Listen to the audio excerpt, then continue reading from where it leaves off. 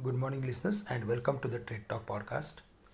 The expiry of the current week options ended with bumper gains for the Nifty and Bank Nifty. The benchmark indices continue positive momentum. The Nifty hits a fresh record high at 17,645 after Wednesday's strong activity. On Thursday, the market opened with a positive note, and due to strong buying interest in financial stocks, it rallied over 100 points. The strong and stable intraday uptrend wave indicating further uptrend from current levels. Technically, the index has formed robust breakout continuation formation. We are of the view that the short-term trend is extremely strong and any intraday correction would be an opportunity to add long positions. For the day, 17,540, would be the major key support levels to watch out for. Above the same uptrend formation will continue up to 17,690, 17,750 on the higher side. On the other side, below 17,540, 17,500 would act as major support. So broadly, for next few days, we are of the view that 17,750, 700 would act as major resistance. On the downside, 17,500, 550 would be major support area for the market. Apart from that, if we go through with the Bank Nifty, and on which we discussed in our previous discussion that it has broken the level of 36,600 after the consolidation of 6 months. We saw massive breakout, but the Bank Nifty was consolidating above that particular breakout level.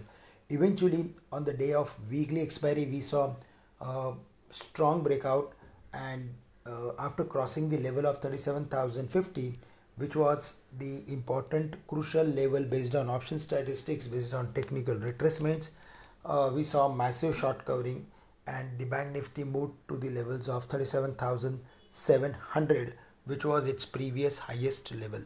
So it is positive for the sector, and there is like specific news flow on the bad bank loans. So all these things are like really going to help the bank sector heavily in the long run. And based on technical formation, we are of the view that 37,500, 37,250 should act as major support in the near term. On the higher side, 38,500, 39,000 would be the next hurdle zone, and strategy should be to look for adding position if there is any correction close to 37,250, 300 levels. Today, the focus should be on again financials, especially on NBFCs. We like Bajaj Finance, SBI, as well as Canara Bank. Metal stocks have tough times as we are seeing some moderation in commodities, and that's the reason we are seeing some profit taking or maybe some selling pressure at higher levels in all commodities. Uh, However, the strategy should be to look for adding them at major support areas.